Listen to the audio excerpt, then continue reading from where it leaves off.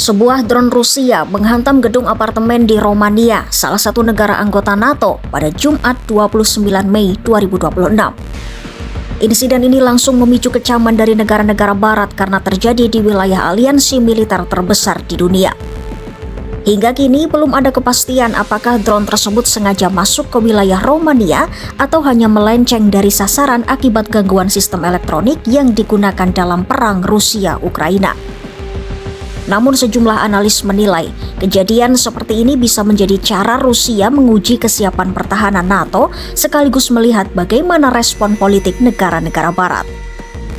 Insiden tersebut kembali memunculkan pertanyaan yang selama ini menghantui Eropa. Jika suatu saat konflik antara Rusia dan NATO benar-benar pecah, siapa yang sebenarnya lebih unggul? Untuk memahami kekuatan kedua kubu, anggaran pertahanan menjadi salah satu ukuran yang paling mudah dilihat.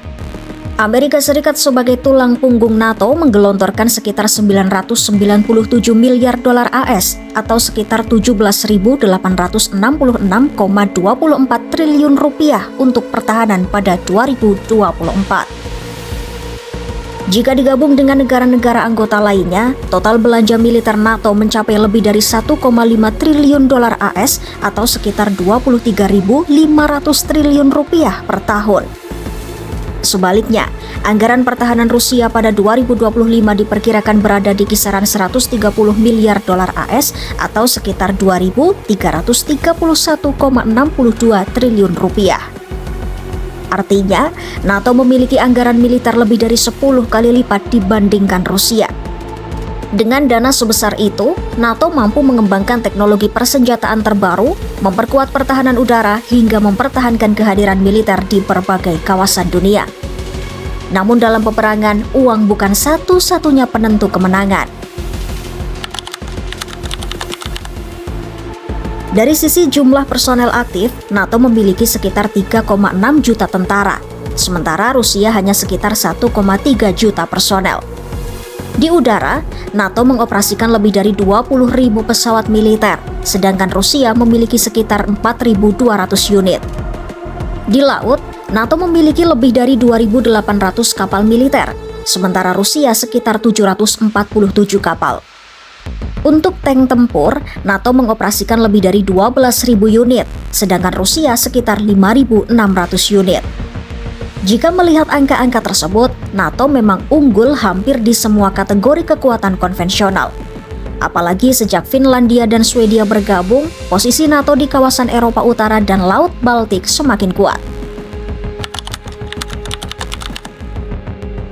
Meski kalah dalam jumlah dan anggaran, Rusia tetap menjadi lawan yang sangat berbahaya. Sejak perang Ukraina dimulai, Moskwa mengubah ekonominya menjadi ekonomi perang. Pabrik-pabrik pertahanan bekerja penuh untuk memproduksi tank, rudal, drone, amunisi, dan berbagai perlengkapan militer lainnya. Bahkan sejumlah badan intelijen Eropa menilai produksi senjata Rusia saat ini melebihi kebutuhan perang di Ukraina. Artinya, sebagian hasil produksi tersebut kemungkinan disiapkan sebagai cadangan untuk menghadapi ancaman lain di masa depan. Selain itu, Rusia memiliki pengalaman tempur yang terus berkembang. Perang di Ukraina membuat militernya belajar menggunakan drone, perang elektronik, serta berbagai taktik baru yang kini menjadi bagian penting dari peperangan modern. Perang masa depan tidak lagi bergantung pada tank. Banyak analis menilai konflik antara Rusia dan NATO tidak akan dimulai dengan konvoi tank besar yang melintasi perbatasan. Perang modern kemungkinan diawali dengan serangan cyber, gangguan komunikasi, sabotase infrastruktur penting, hingga gelombang drone yang menyerang target strategis.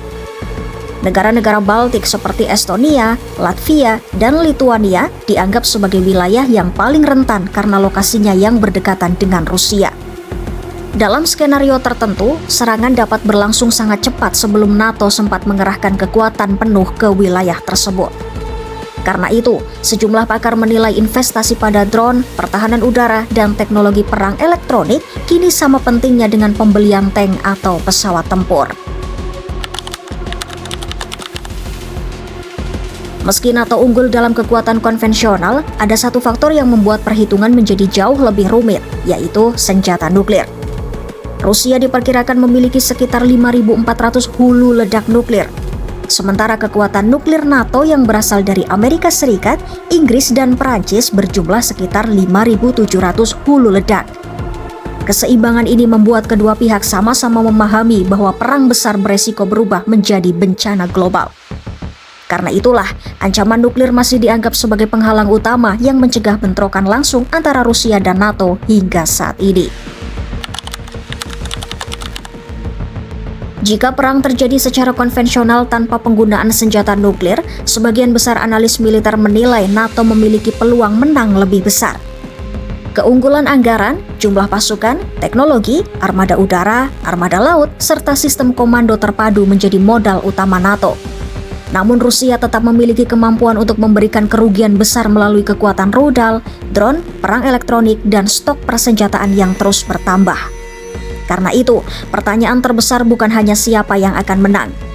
Yang lebih mengkhawatirkan adalah bagaimana insiden kecil seperti jatuhnya drone di wilayah NATO bisa memicu eskalasi yang jauh lebih besar dan menyeret Eropa ke dalam konflik yang tidak diinginkan siapapun.